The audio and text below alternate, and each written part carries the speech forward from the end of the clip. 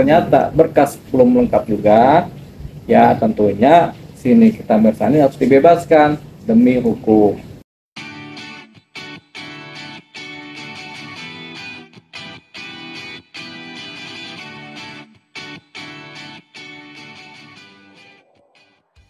Kasusnya Nikita Mirzani ya, rencana P21 dari jaksa, kan jaksa P19, P18 dibalikin lagi oleh penyidik untuk supaya berkas diteliti lagi supaya lengkap P21.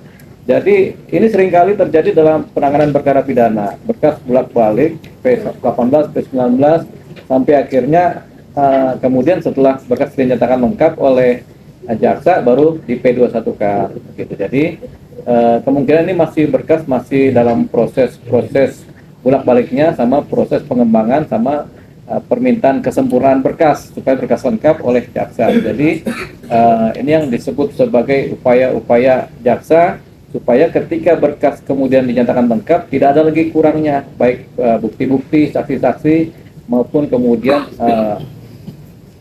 paradigma dalam posisi perkara. Jadi perkara ini memang perkara pidana dan bisa disidangkan. Tersangkanya ada, buktinya ada, saksinya ada. Gitu. Jadi seringkali jaksa minta kelengkapan dalam berkas supaya mana yang kurang, atau saksi ini kurang, atau bukti ini kurang supaya dilengkapi. Jadi ini biasa terjadi. Nah, memang ada jangka waktunya terhadap setiap perkara. Jadi jaksa mengupayakan supaya ini mengikuti prosedur KUHP sampai pada titik ya sudah jaksa nyatakan ini sudah lengkap dan di P21-kan. Gitu. Kalau sampai tanggal waktunya yang ditentukan tidak kunjung keluar juga Bang P21, apakah ada kemungkinan untuk bebas sendiri Bang Nikita Mirzani? Kalau sampai akhir masa penahanan yang diperbolehkan oleh undang-undang ternyata berkas belum lengkap juga, ya tentunya si Nikita Mirzani harus dibebaskan demi hukum.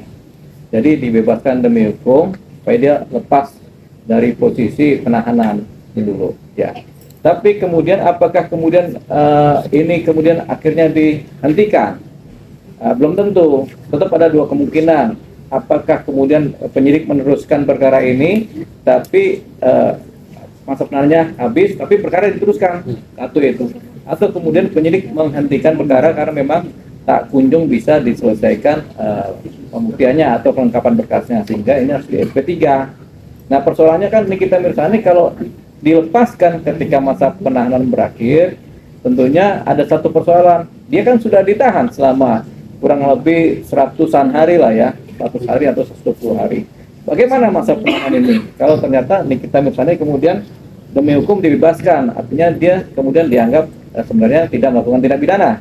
Paling pahit kan begitu. Jadi Nikita Mirzani bisa mengajukan yang namanya permintaan ganti rugi, bisa menggugat penyidik kepolisian, kemudian minta pemulihan nama baik, rehabilitasi, kemudian tadi meminta ganti rugi terhadap anak dia, di mana dia sebagai warga negara kemudian ditahan oleh penyidik. Jadi dia bisa minta ganti rugi dengan cara apa? Menggugat secara perdata melalui gugatan perbuatan melawan hukum yang patut diduga dilakukan oleh penyidik.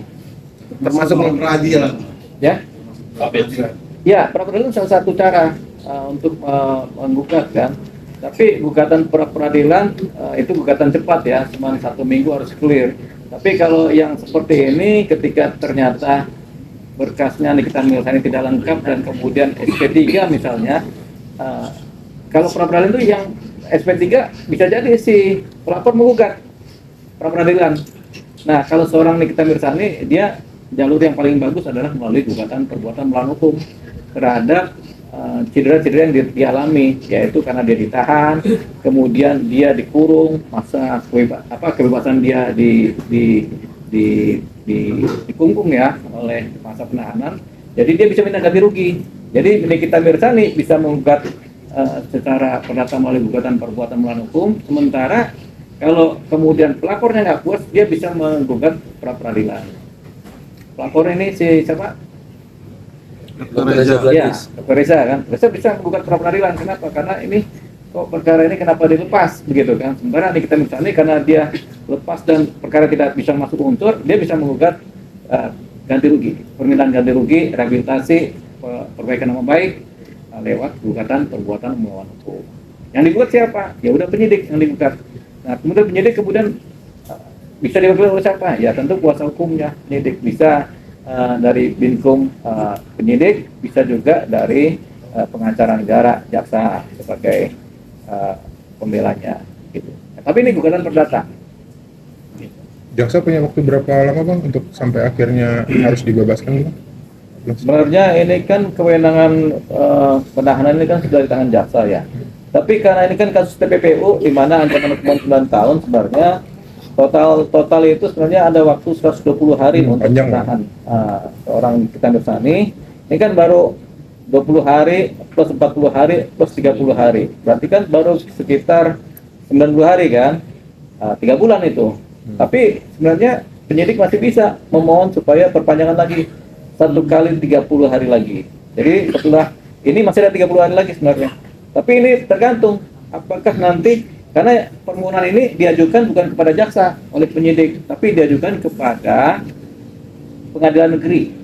Dalam hal ini pengadilan negeri mana nih? Jakarta Selatan. Jadi penyidik mengajukan permohonan kepada pengadilan negeri Jakarta Selatan untuk memperpanjang masa penahanan 30 hari lagi. Jadi bukan kewenangan jaksa lagi, kewenangan si penyidik, kewenangan si pengadilan negeri untuk memutuskan memberikan penetapan perpanjangan masa penahanan.